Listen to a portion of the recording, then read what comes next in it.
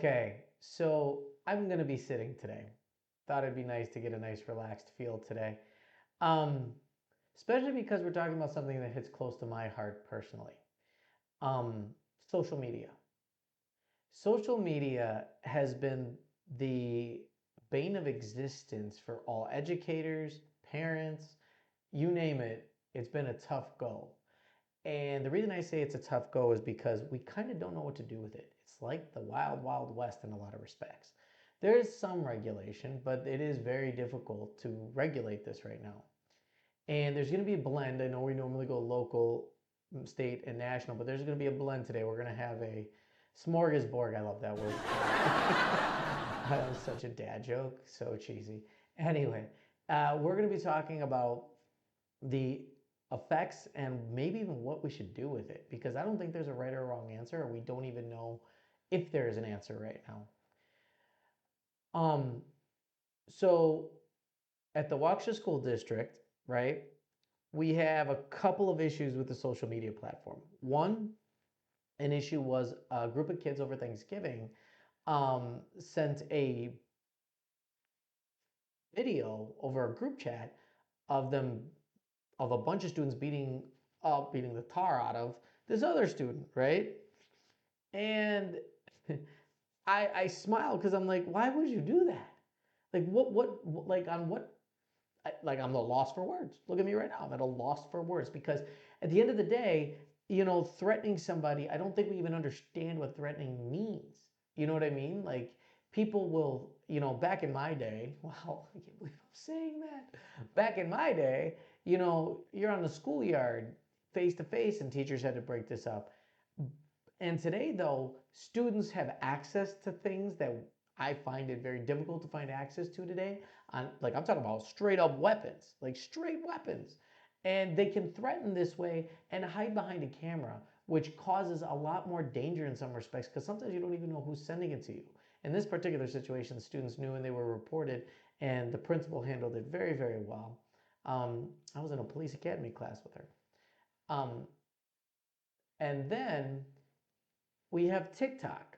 Okay, we have a named social media platform where, so we have the Banting kids, and then at STEM Saratoga, we have a student who on TikTok posted a picture of himself with, I believe it was a BB gun, but the authorities had to be called over this potential threat as well.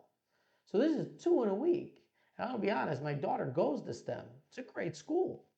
Probably one of the better ones in Waukesha, if not the best school in Waukesha. I'm going to go out on a limb and say it. I don't even care. And I feel as though, what do we do with that? I mean, monitoring these students on what they're putting out there, and some of them think this stuff is funny and they think it's a joke. However, how do we as adults, because they say it takes a village to raise a kid, how do we as adults monitor the situation? And then on top of that, the Waukesha Christmas Parade had a threat, similarly on social media.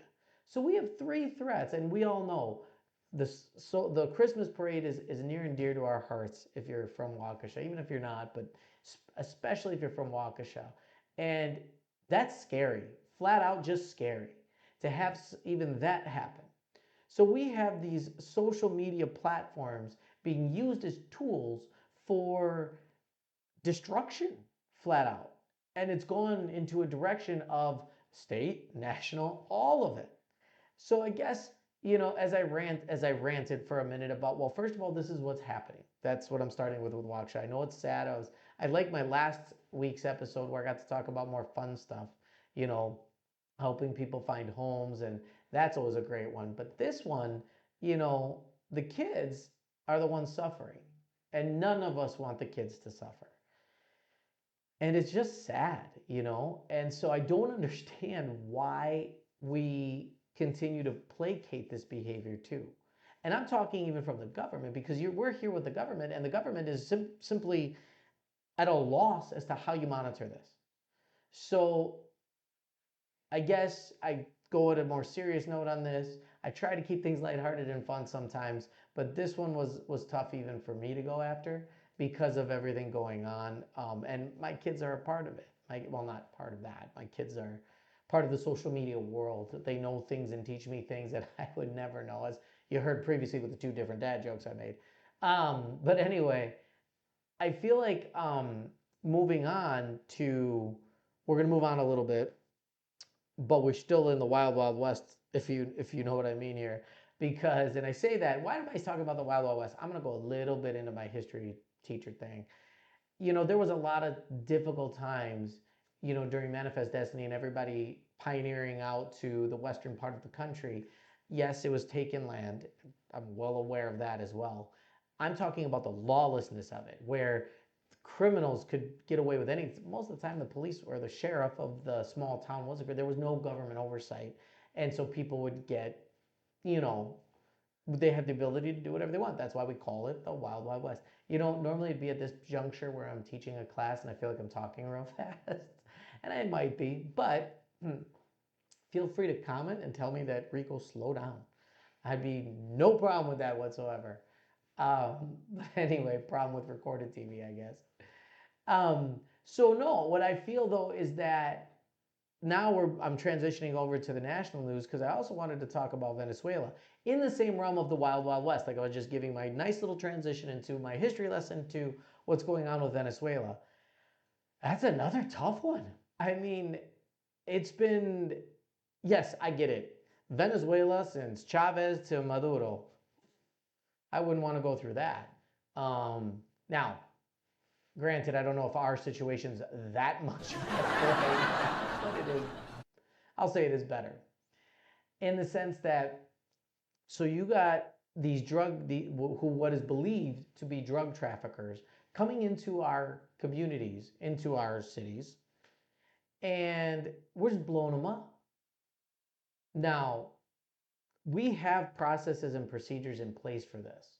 We do have the ability to, if we're in the middle of a war, take certain precautions and blow things up, but not in this way.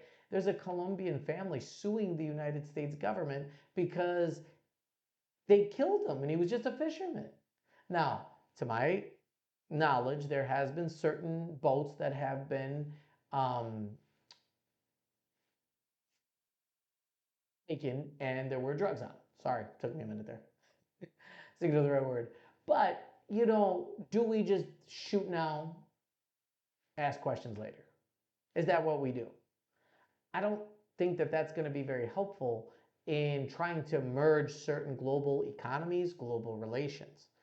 And it's interesting too because we're shooting at the wrong target again. So I graduated high school in 2003. And so I remember 9/11 and then wondering why we went into Iraq. Okay. Al Qaeda was mainly in Afghanistan, but we were shooting Iraq. Fentanyl is coming in through from United States citizens to Mexico, but we're bombing Venezuela and Colombia's right next door. Now I get it. Colombia has a history behind drugs, and I understand that. However, if we're going to shoot the right target, let's shoot the right target.